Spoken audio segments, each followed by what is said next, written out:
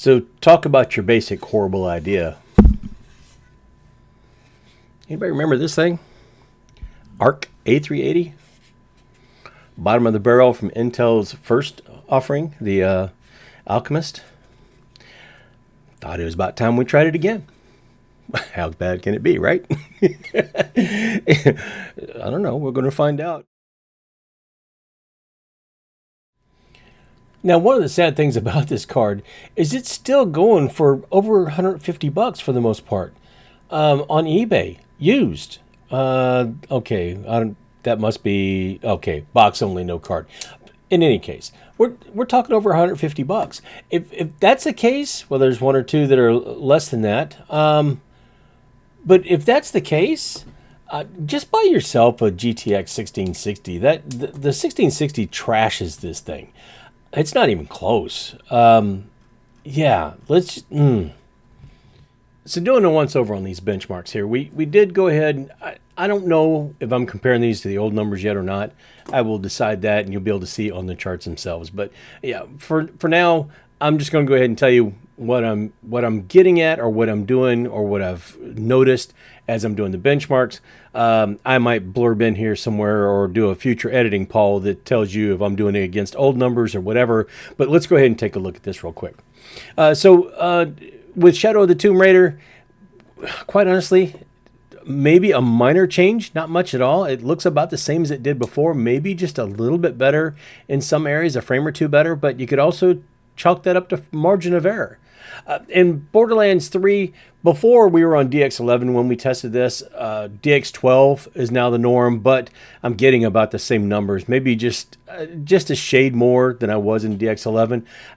Before, when I had tested DX11 and DX12, I actually had DX12 was actually a little bit worse. Now, since then, it's gotten refined a little bit. I guess you could say they've grown into it, or it's been, now I don't want to say updated, maybe just optimized a little bit more. But we're getting decent, and in these first two games, if we're looking at just doing, say, 1080p, medium or low, we're in some pretty good shape here. Now, Cyberpunk, it actually picks up that it's XeSS if you're doing an Intel. When I tested this before, I don't remember if it automatically did that or if it just defaulted to FSR, but I was getting about 90 frames per second in 1080p low. With XeSS, I'm getting about 60 frames, 64 frames per second in 1080p low. It's not as pretty in 1440. This is definitely not a 1440 card. This is one game where it definitely went down. Now, I did also run some numbers with FSR. They were actually worse than the XeSS, so I didn't bother to put them on this chart. It wasn't great. So after running a handful of tests and getting a horrible score, I mean, just horrible and pitiful, pitiful, just terrible scores, I went back and I tried to look, and I mean, it doesn't look bad in there. No power. It's only a 6 gig. It's not the best card in the world, but what I did is I went back. I was just trying to verify that, yeah, it's seeing the monitor okay, and it's picking it up, and it is, 144 hertz. I went back and looked in settings in several of these games. There's no cap on it. I'm not even using variable refresh rate or anything. I'm just trying to get the maximum I can out of this, and it's failing horribly. It's much, much worse than it was before. Some of these where they were playable now are barely playable. And I had hoped that maybe some drivers would have improved like they have on the 570 and the 750 and all that stuff. But this A380, I'm glad it's good for rendering. There ain't much else it's good for right now. So we're going to keep trying a few things and see what happens. With the comments I made during the testing when I was looking at CS2, the last time I tested this card was right after CS2 came out and moved to DX11. We do know that the ARC drivers had some issues with DX11. It was pretty evident. I didn't think the performance was very good on this when I was commenting, doing the testing. Turns out it's twice as good as it was before in the first place. So, yeah, there's that. It had that going for it. But that's one of the only bright spots that we had in the entire thing. For Black Myth Wukong, I was really surprised to see this getting 30 frames per second, averaging that. And I think I said so when I was doing the testing.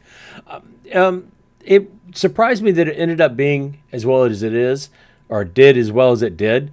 And I think it's just because Black Myth is probably optimized fairly well for most any kind of hardware. Well, good for them. I mean, really, really good for them. When I switched over to Monster Hunter Wilds, it's about what I thought it would be. It does give the option for using FrameGen or not. Just kind of a bug in the ear type of thing. 27 and 33 is what I got for 1440 and for 1080p without the FrameGen. 41 and 48 with the FrameGen. So it helped a little bit, but not a whole lot. Noticeably, this game noticeably had some issues. Even though I tried to put high textures, because of the VRAM available on this card, it knocks things down. Even though you might select something, it's going to knock it down so it doesn't have to try to borrow the system memory. And then finally with Marvel Rivals, yeah, barely playable. This, I think we would probably, if we were going to really honestly try to play this game, and I'm surprised this doesn't get optimized for at least, I mean, it's an esports game. Now, it is a high demanding esports game, but I would figure there would be some settings on here that you could, it would default to something. It let me choose high. It let me 1440p high and 1080p high. I would probably, quite honestly, go with 1080p low or 720p high or something of that nature. Set the settings way down. But my real recommendation for this is to play this game on something else entirely. So this card just seems to have a myriad of problems, and it's almost like Intel just kind of forgot about it. The A750, from the reviews and testing I've seen, is holding its own. I know the B570 holds its own. Both of those are great at rendering stuff like DaVinci Resolve or video. This card kept up with those without a problem as far as rendering video and all that was. But as far as gaming, it's only got 6 gig of memory. It has to have resizable bar. It does not take external power, which you would think would be good, but some older systems aren't set up for resizable bar. And this card cannot live without that extra feature where it makes the processing is easier on the graphics card. And it's just, yeah, it's one of those things that just, this card seems to have almost forgotten while the other cards were optimized. I don't know how else to put that. This is not something that if you see a 1660 or even an older card that might not have all the support now, anything in that $150 price range that has 8 gig or better or newer or better, I maybe what I'll do is I'll test this against the RTX 3050. I don't think I've done that yet, but yeah, I would even take a 3050 over this. This card is just not, I mean, it's not available new anymore, and I wouldn't buy it off of eBay old.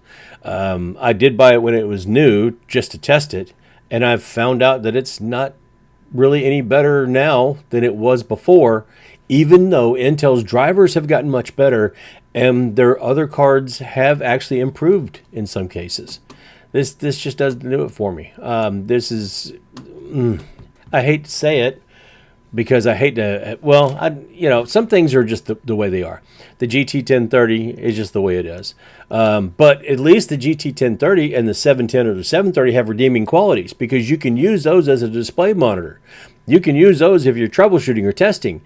This card doesn't even show up sometimes when you're trying to do that because of the BIOS features in it, where one in an HP pre-built I've got in particular that has a Ryzen 5 4600G, it doesn't even show up. It won't post with this card in it if I'm trying to take the signal out of this card because it won't look for the card.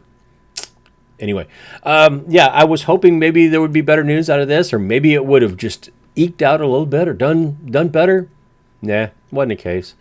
So I saw it on the shelf, and I was testing other cards, and I thought, you know what? I haven't looked at that card in a while. Now I know why. Yeah, so we're going to skip this card for a little bit, too. I don't see it getting much better. I wouldn't even try lossless scaling on it. And we did a video not too long ago about the lossless scaling, and maybe I'll go ahead and link up here. This is not even a card I would try that with, quite honestly, because, first of all, I don't think it would work in an older system very well. Second of all, I just don't think it's up for the task. Who knows? Maybe I'll get a wild hair and try it anyway with a 3050. Ooh, that's something I should. Yeah, that's something I shouldn't be getting into at all. Now I almost have to, right? Anyway, that is all I have for this video. If you got anything out of the video, you were entertained, or you thought, wow, that's another reason why I'm not going to buy the A380. If you're looking for an A380, stick to the airplane, not this graphics card. This graphics card is just not it. If you got anything out of the video, go ahead and throw a like on it if you don't mind. Don't forget to subscribe. I would love to have you do that if you're not already. Don't forget to visit me on the other socials. But if you don't do any of those other things, if you don't like or subscribe or hit me on the socials, or say hi on Discord or something like that, just do me one favor, and that's be good to each other. Be kind. Wave, smile, hold the door open.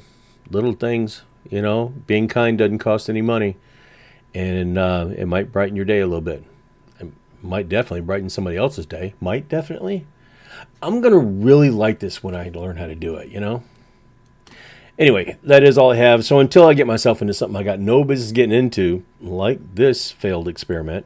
No, it's not failed experiment. It's learning, right? It's learning. That's all I got for now. So until next time, I'll see you later.